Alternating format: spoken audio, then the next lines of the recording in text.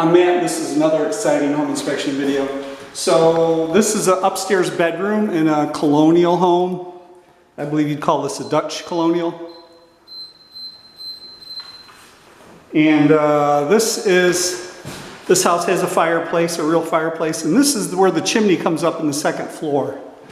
So whenever you inspect a house like this, you look at the flashing, inspect the chimney on the outside as best you can.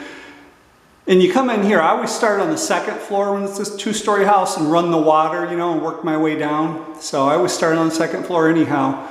But when you're up here, you need to check around here for water leaks, okay? This one has a new roof, a new flashing, and it looks pretty darn good. But when I get up here, and there's no watermarks in here, and this is a brick chimney in here, okay? This is an old house, it's a 100-year-old house. So we're getting 49% down here. 28 down here.